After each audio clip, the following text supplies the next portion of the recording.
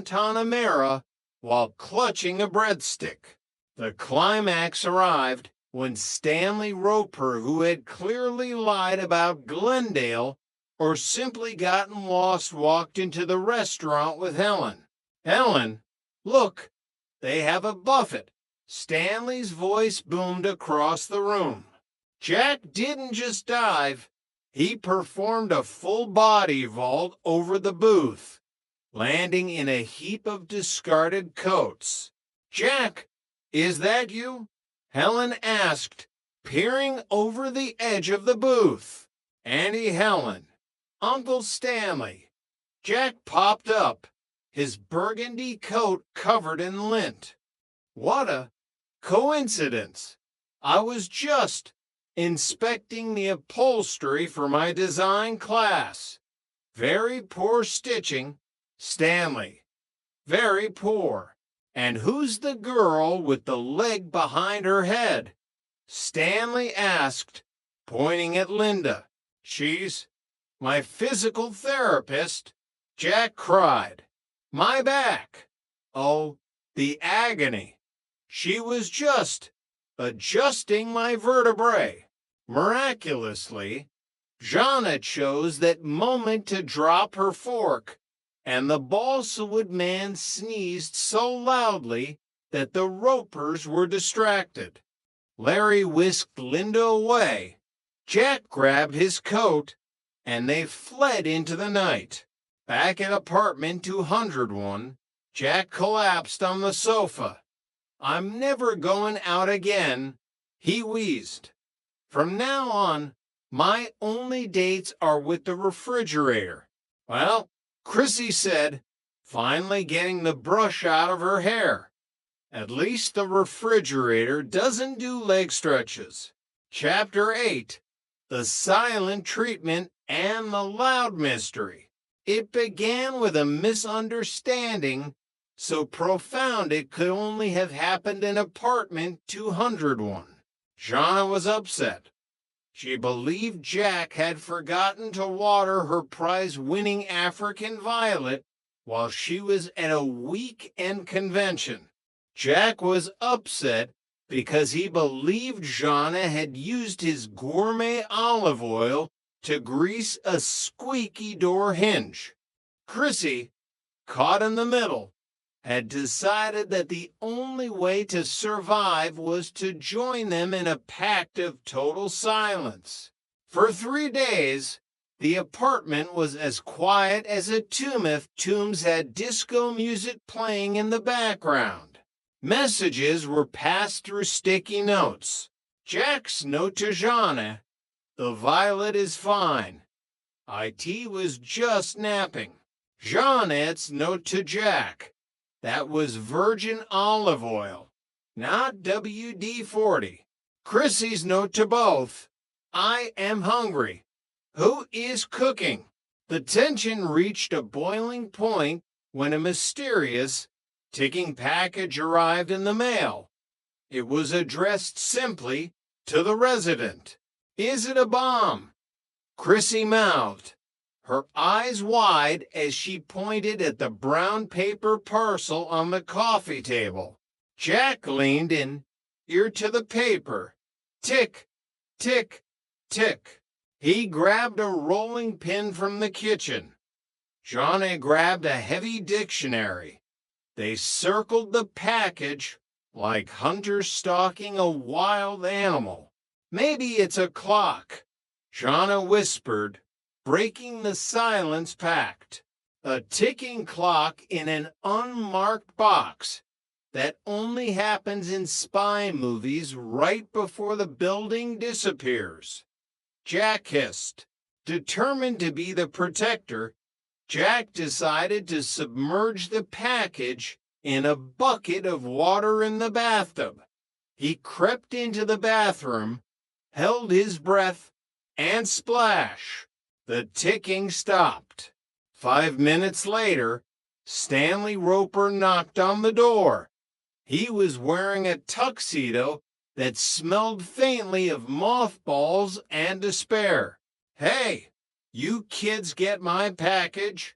Stanley asked. Jack froze, still holding the wet rolling pin. Your package, Stanley.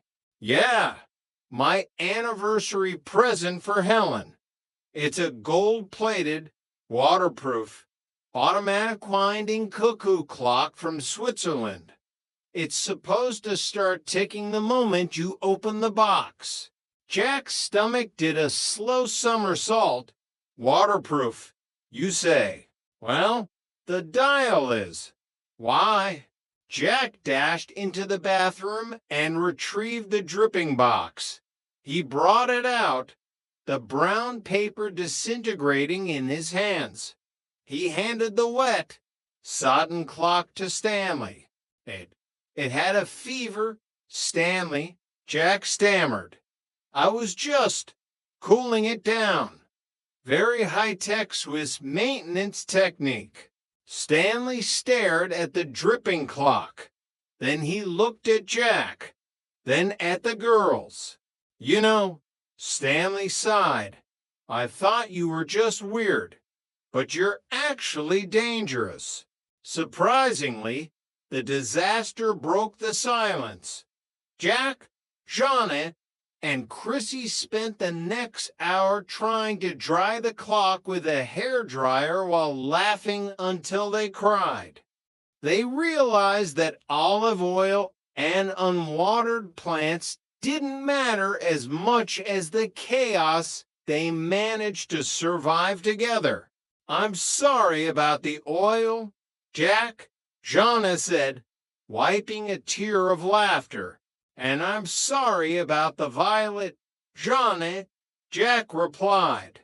And I'm just glad the bomb was a bird, Chrissy added, hugging them both. Downstairs, the Ropers could hear the laughter echoing through the ceiling. What are they doing up there, Stanley? Helen asked. I don't know. Helen, Stanley grumbled, looking at his damp tuxedo. But whatever it is, I'm sure it's going to cost me money. Chapter 9, The Gourmet's Guest. The week began with a stroke of luck that Jack Tripper was certain would lead to disaster. He had been offered an interview for a junior chef position at Le Grand Fromage, the trendiest French restaurant in the city. The owner, Monsieur Dupont, was a man of high standards and even higher suspicions. He wants to meet me at my home, Jack groaned, pacing the living room. He says a chef's character is reflected in his kitchen. If he sees you to here, he'll think I'm running a bohemian commune. Why can't you just tell him we're your roommates? Chrissy asked, her mouth full of cereal. Because he's old school French.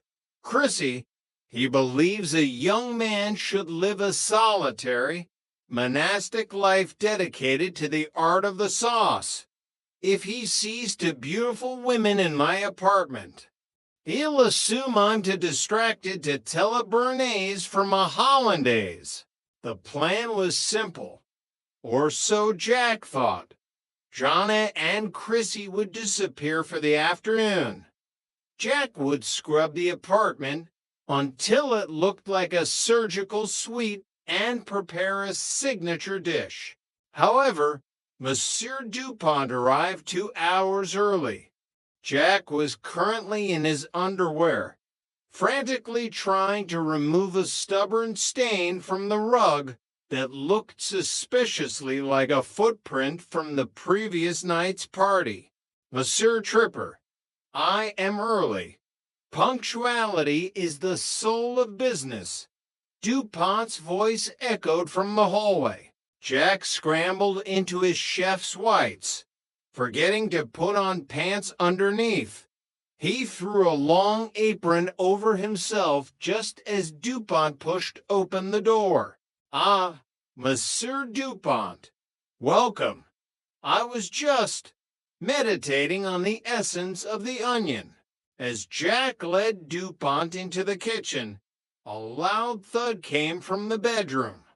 Jana had returned home early because her flower shop had flooded, and she had crawled through the back window to avoid being seen.